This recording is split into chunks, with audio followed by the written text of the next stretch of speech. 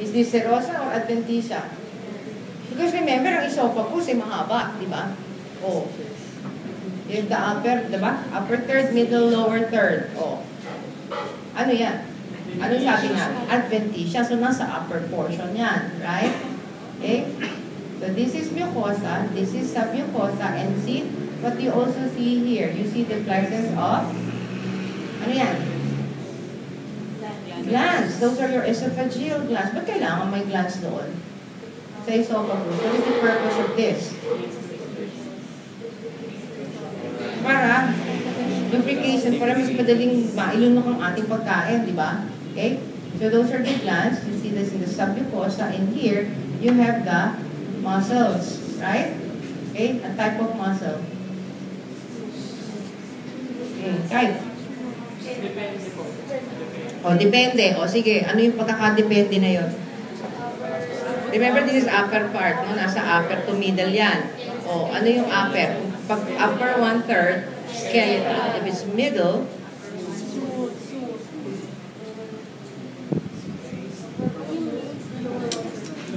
may lower 1/3. Ba't naman sinabi ninyo, tatlong division, nagkaganong-ganon. O, ala. O, sige, sige. Pag-muni-munihan ninyo. Okay? So, from the esophagus, saan ang punta? Ay, nagkamali ako ng sequence. Siyempre, kay stomach muna. You've also seen the stomach before, right? Anong tinignan natin sa stomach? Dati, ang prelims. Anong ating tinignan? Oy, mga bata, sabihin niyo ako. We looked at this in relation to what? The smooth muscles, what else? Connective tissue, epithelium, right? O anong lining epithelium?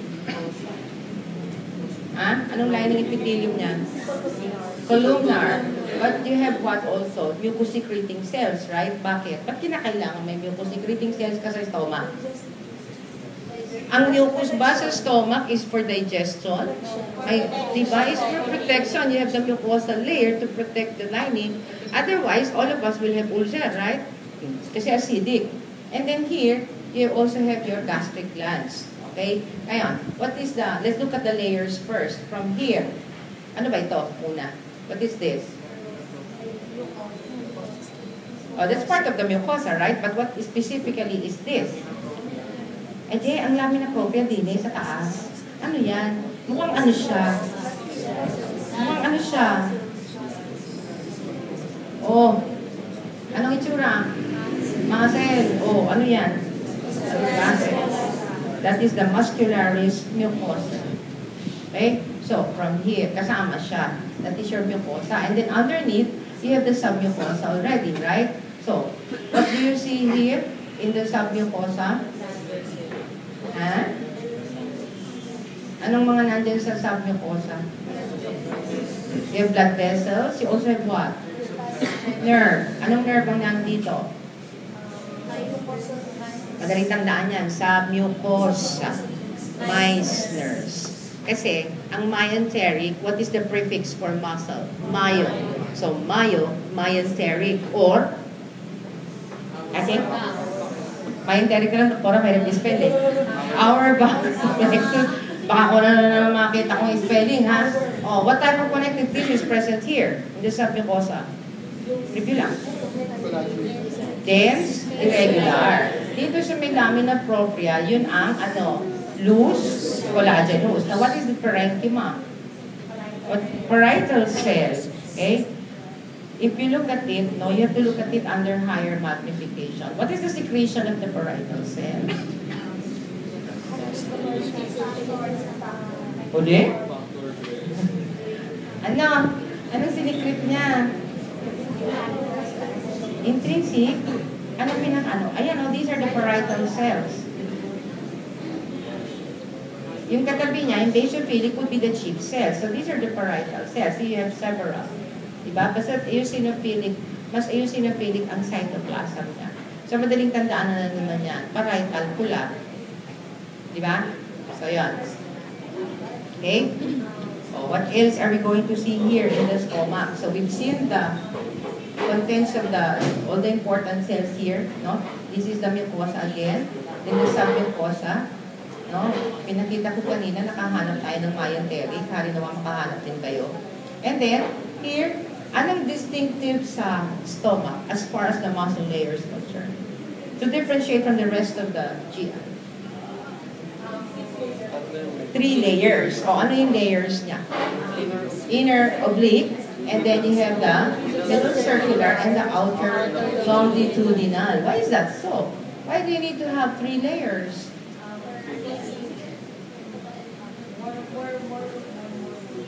Kasi yung churning at saka for peristalsis din, paano niya ipupush palabas? Yung the 3 layers is to make sure that the food is talagang mixed thoroughly. And then it's also important for peristalsis para mailabas yung kain. O ano ngayon yung nasa pointer ko? Mesenteric plexus. Right? So that is the stomach. So pag lumabas yan, saan ang unang pupuntahan? First part of the intestines will be the duodenum. What is the major function of the duodenum, class? Huh? Ano? Is it for digestion or for absorption? I'm talking about main function. Digestion, why? So you have the secretions coming from the accessory organs, di ba? Which are coming from, ano ba yung mga accessory organs? Pancreas, liver, and gallbladder. O bakit liver, gallbladder? Anong structure ang pumasok dun sa duodenum? Paano nakarating dun? Cystic ba? Ang cystic is the gallbladder. Ito common bile duct, which empties into what part of the duodenum? Second part. What specific structure in the duodenum? Butter, right? And then, from the pancreas, remember you saw the pancreatic acini, which is the exocrine portion, which is the source of your digestive enzymes. What is the main pancreatic duct? Versum, which empties into? Butter, right? Kaya, puro digestion. But as far as histology is concerned, very distinct ang duodenum because if you look at this, no, again, let's look at the layers. Oh, what is this layer? Hanggang dito, muscularis mucosa, di ba? So this is the mucosa. This is the submucosa. And then you have the muscularis. O anong napansin natin doon sa kanyang submucosa? You see plenty of glands. And these are what? Brunner's gland. So this is diagnostic, no, of the duodenum. You see this, no? Because you won't see this in the other parts of the intestine. Diyan lang siya na talagang ang submucosa niya, punong-puno ng Brunner's glands. Okay? So, ano pa ang characteristics? Let's look at the mucosa. Mukhang may problema itong mucosa nito. Ang daming goblet cells. So, yan, no? Goblet cells yan. Okay? May villi, wala. Meron. Ayan, ang vilus. Yung nasa gitna, nung vilus ngayon, yung nasa loob, yun ang lamina propria. Okay? So that's lamina propria in between. So here you have the cells, no, of the duodenum. So yung vilus, anong description niya dyan? Anong shape niyan? Leaf shape, right? Ang kanyang villi. Okay? So you take note. Tapos at nakita nyo na ito, sigurado ka na, duodenum na yan, di ba? Okay? Now, let's look at the muscularis area. So, leaf. Okay? Here is the muscularis. See? You only have 2 layers. You have the inner and the outer. No more inner oblique, right? So, yan yung muscularis. Okay?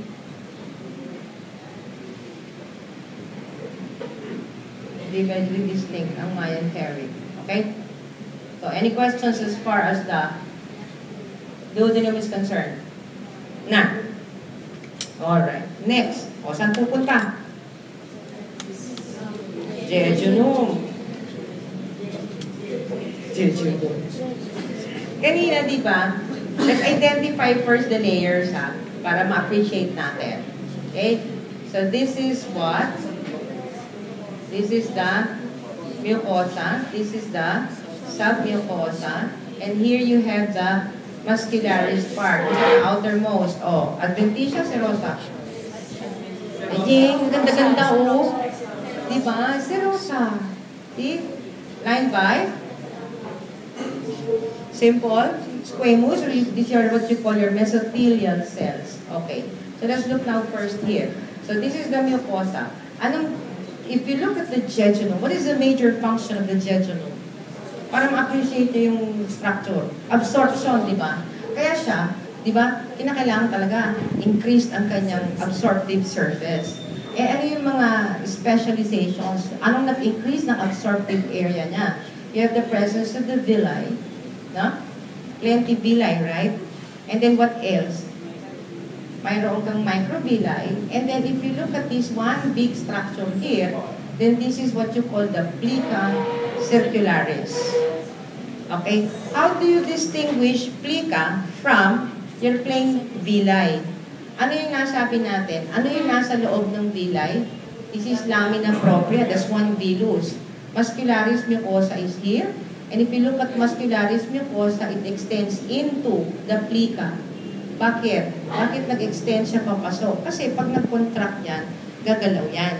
Which maximizes also absorption. Kasi kung hindi siya maggagalaw, edi nakatayo lang na ganun ang virus mo. Limited lang ang absorption yan, dito lang sa dulo. But if it moves, then you maximize the absorption, right? So, if you look at this, we said this is mucosa, this is submucosa. Para ma-distinguish ang plica sa villus. Ang villus, anong nasa loob niya?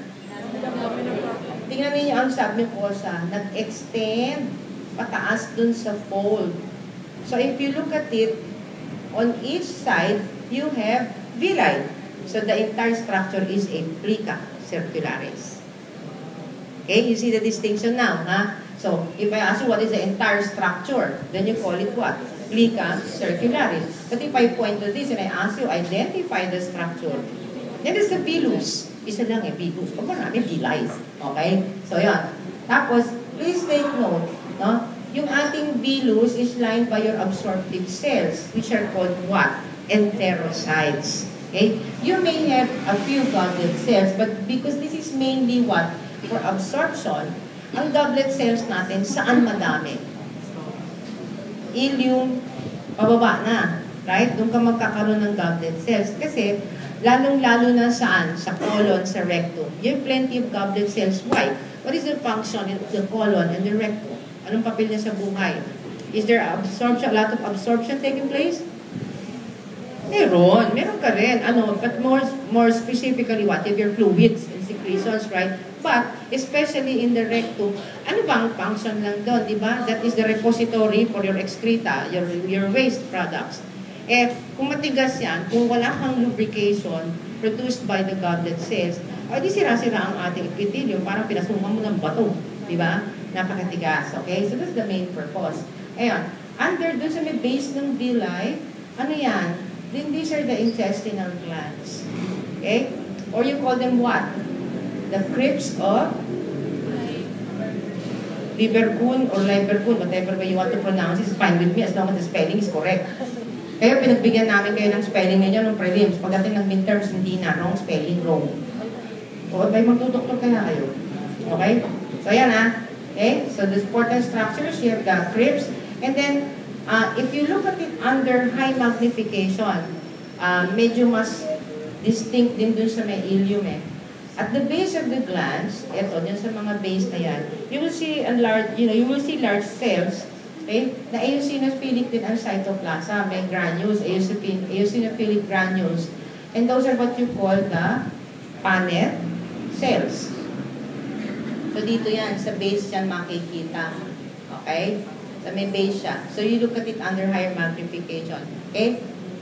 So dyan yan. Anong purpose ng Paneth cells? It's part of your defenses in the gastrointestinal tract. Paneth, hindi pangit. P-A-N-E-T-H.